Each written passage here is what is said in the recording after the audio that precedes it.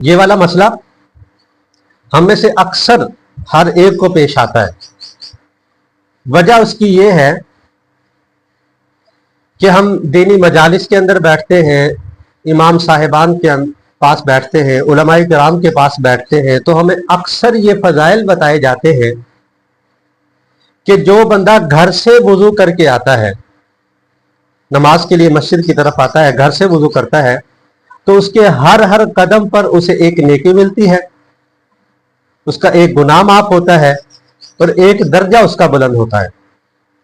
اور no doubt گھر سے وضو کر کے آنے پر واقعتاً بڑے فضائل ہیں قرآن و حدیث کے اندر. آپ گھر میں وضو کریں، بلکہ میں تو کہتا ہوں جو سنتیں ہیں نماز سے پہلے کی، جو فرائض سے پہلے کی سنتیں ہر نماز کے ساتھ، فجر سے پہلے 2 سنتیں ہیں، اسی طرح ظہر سے پہلے 4 سنتیں ہیں، عصر سے پہلے 4 سنتیں غیر موقدہ ہیں، مغرب سے پہلے نہیں ہے، پھر عشاء سے پہلے غیر موقدہ سنتیں ہیں. اگر آپ وہ سنتیں گھر میں ادا کر کے آ رہے ہیں تو گھروں کی جو نحوست ہے، جو شیاطین ہمارے گھروں کے اندر داخل ہو چکے ہیں، انشاءاللہ اللہ تبارک و تعالیٰ کی ذات ان کو بھی نکالے گی. تو گھر سے وضو کر کے آئیں، اچھا ہے، بلکہ میں کہتا ہوں بہت اچھا ہے گھر سے وضو کر کے آئیں. لیکن مسئلہ یہ ہے کہ مساجد کے اندر تو ہم لوگوں نے باقاعدہ وضو خانہ بنایا ہوتا ہے، وضو کی ایک الگ جگہ جو ہے نا وہ مختص کی ہوتی ہے، وہاں پہ ہم وضو کرتے ہیں، جو واش روم سے باہر ہوتی ہے، واش روم سے الگ ہوتی ہے، ہٹ کے ہوتی ہے. جبکہ گھروں کے اندر تو یہ انتظام نہیں ہوتا. گھروں کے اندر الگ سے وضو خانہ تو نہیں بنا ہوتا ہمارے گھروں میں.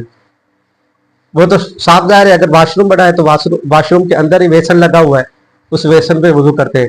یا واش روم کے باہر ہم لوگوں نے ایک تھڑا بنایا ہوتا ہے جہاں پہ کپڑے دھوتی ہے، وہاں پہ ایک ٹوٹی لگی ہوتی ہے یا وہ جگہ ہوتی ہے. عموماً تقریباً سارے گھروں کے اندر ایسا ہی ہے، یا کسی نے جو ہے نا وہ بیسن جو ہے نا وہ باہر لگایا ہوتا ہے، اس تھڑے پر ہی لگایا ہوتا ہے.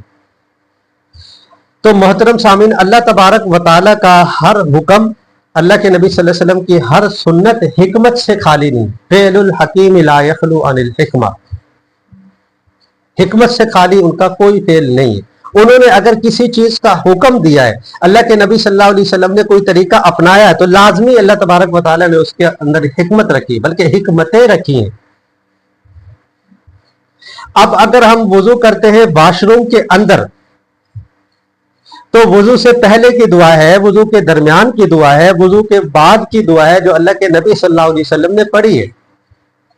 اس دعا کو آپ کیسے پڑھیں گے واش روم کے اندر؟ نو ڈاؤٹ وضو ہو جائے گا، واش روم کے اندر وضو ہو جائے گا، لیکن ایک پہلی بات تو یہ ہے کہ واش روم کے اندر پاکی کا خیال رکھنا پڑے گا. جگہ ناپاک ہوگی اور جو ہے نا وہ ماربل لگا ہوتا ہے، وہاں پہ چھینٹے پڑیں گے، وہی چھینٹے پھر بعد میں ہمارے جسم پہ، ہمارے کپڑوں پہ پڑیں گے. مساجد کے اندر جو وضو خانے ہیں وہاں پہ ناپاکی کا سسٹم نہیں ہوتا، وہاں پہ ناپاکی نہیں ہوتی، لیکن گھروں میں واش روم کے اندر تو ہے. تو اس چیز کا خیال کریں، احتیاط کریں اس چیز سے کہ آپ کے اوپر ایک تو ناپاکی کے چھینٹے نہ پڑیں، اور دوسرا جو دعائیں ہیں وہ آپ وضو خانے کے اندر نہیں پڑھ سکتے، واش روم کے اندر نہیں پڑھ سکتے، بیت الخلاء کے اندر نہیں پڑھ سکتے. دل میں پڑھ لیں، زبان سے نہ پڑھے.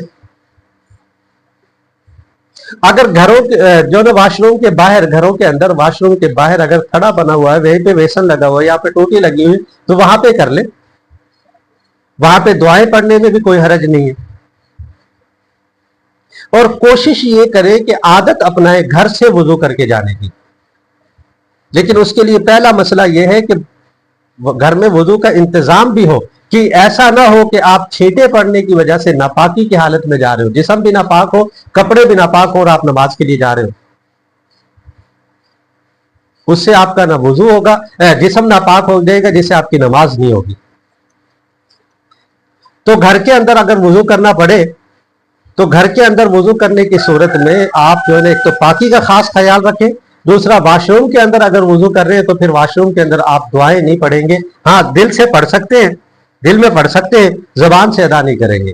اور اگر واش روم کے باہر بیسن لگا ہوا ہے، ٹوٹی لگی ہوئی، اس پر وضو کر کے جا رہے تو پھر آپ دعائیں بھی پڑھ لیں، بسم اللہ الرحمن الرحیم، اللہم اغفر لی ذنبی ووسع لی فی داری وبارک لی فی رزقی، اللہم اجعلنی من التوابین واجعلنی من المتطہرین، یہ دعا بھی پڑھے۔ اور اللہ تبارک یہ دعائیں ہم پڑھیں گے۔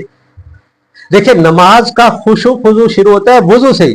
اگر وضو کے اندر ہی آپ نے سنتوں کا، مستحبات کا خیال نہیں رکھا تو پھر آپ کو کیسے نماز کے اندر اخلاص نصیب ہوگا؟ آپ کی نماز کے اندر خشوع خضوع کیسے پیدا ہوگا؟ اس لیے وضو کے اندر ہی خشوع خضوع کا خیال رکھیں، اور وضو کے اندر خشوع خضوع کا خیال رکھتے ہوئے آپ وضو کریں گے، دعائیں پڑھتے ہوئے وضو کریں گے تو انشاءاللہ اللہ تبارک و تعالیٰ کی ذات آپ کی نماز کے اندر بھی خشوع خضوع پیدا فرمائے گی۔